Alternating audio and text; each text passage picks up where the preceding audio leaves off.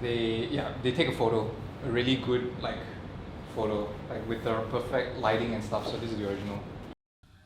So when I was a child, I come from a very religious family, a very Christian family. I'd say religious undertones are definitely everywhere in my works, and I can't escape from it.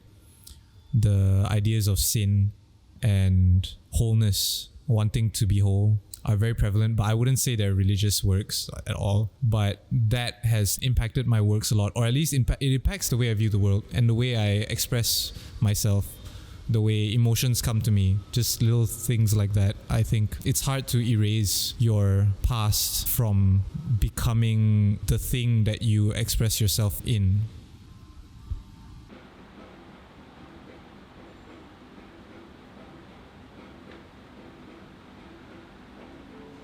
My name is Silas Wu. I am from Malaysia, Kuala Lumpur. I am a fine artist. I work on themes of transhumanism, so it's very futuristic sci-fi, or at least that part of my work is the aspirational part. There's also the self-examining part, which is deconstructing human body, so a lot of body horror. Definitely themes of horror, but not to extents of gore, at least not in your typical way. I follow a flow of attraction. It's basically what I'm attracted towards, what I get drawn towards psychologically, how I am affected by the world around me and by my actions, and vice versa. Like, I try to evoke or study these things within myself, dissecting, deconstructing, just trying to figure stuff out without really knowing what it is, and work them out through my art. People say my work is pretty just too heady sometimes, but I feel like personally it comes from a very emotional place, or at least trying to examine emotion. I have a bad habit of drawing inspiration from a lot of media that I consume online and socially. But lately, I think the past few years, I've tried to mix that in with my daily life, because I feel like, as nice as it is to have a rich fantasy land, lately I have been trying to move forward in life, and that comes with a lot of struggle, and usually that's what inspires me. It's like just the little mundane things sometimes, just like taking out the trash, doing laundry, stuff like that really inspires me, and I don't know why now, but nowadays, like, that's mainly what inspires me.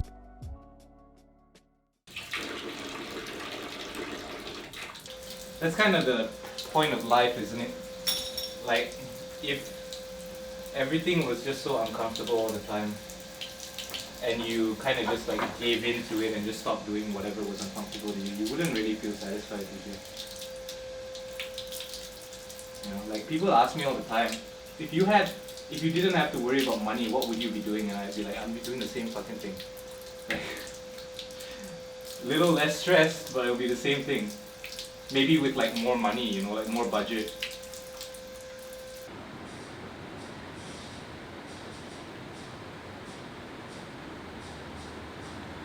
I feel like there's space for every kind of creative out there. I mean, there has to be. You know, every generation will have things that die and things that are created, new things, better things. It just depends on what you choose to focus on. Creativity is sort of like almost like therapy, you know. You're exercising some form of power internally to get through your life. I feel like it's kind of this, like, you have options, you have a choice to do this or you don't, you have a choice to make this or you don't, you have the choice to express yourself, to insert yourself, you have purpose, you have joy. Yeah, I think it's very important, and I think it can be manifested in a lot of different ways. Pain makes you stronger, I think. The way I see it, life is going to be hard. Any path you choose is hard. Truthfully, the only alternative is death. It's you either go through pain or you die.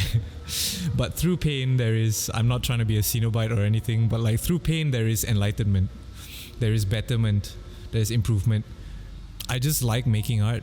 I'm willing to pay the price. I don't know, doing something that makes you uncomfortable but that has long-lasting effects. That's how I view art. It has long-lasting effects, and it's almost like a compulsion. I have to do it. I have to feel what it's like to make it. I don't know. So like when we got the studio, it was quite a big deal, and we really like this was like my first time really trying to make a space work. We really just wanted it to be like a hub for us to like stay over at night if we needed to, just work overtime, stuff like that. But we never actually managed to get to the point where this space, like where we needed to do that with the space, which I'm thankful for. But at the same time, it's like, you know, there's a lot of stuff I wish I still could have done here. I'm gonna miss the place though. Like there's just the freedom of it.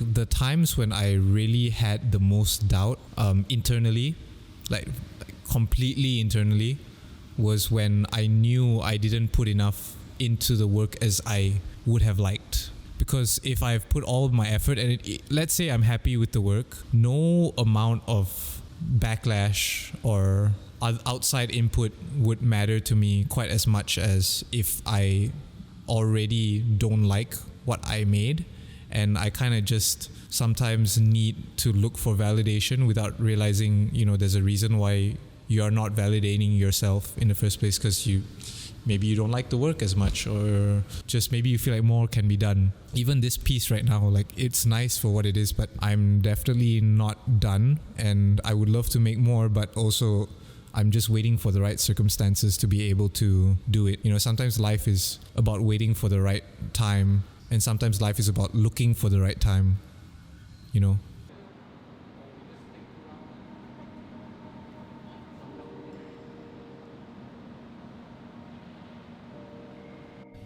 It was really crippling back, like all I thought about was that art was work, and without it I could not feed myself or my family. And that's a totally wrong way to think about it, because the moment you start worrying about money and associating it with your work, with what you are passionate about, the passion's gonna go away.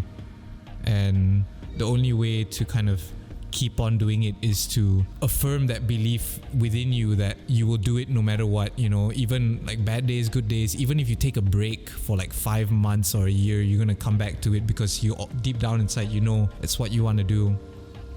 It's kind of the thing that you will do no matter how good or bad it gets, no matter how long it takes. It's not about the profit, it's about the art, you know, it's about respect for the art, it's about entertainment, it's for your soul. It's for your, I don't know, your self-expression, it's like a journal, it's like a diary, it's whatever, you know. Art could be so many different things, and that is completely irrelevant when it comes to money. I feel like I struggle sometimes, but that's life, you know. That's why it's so rewarding when you can do it.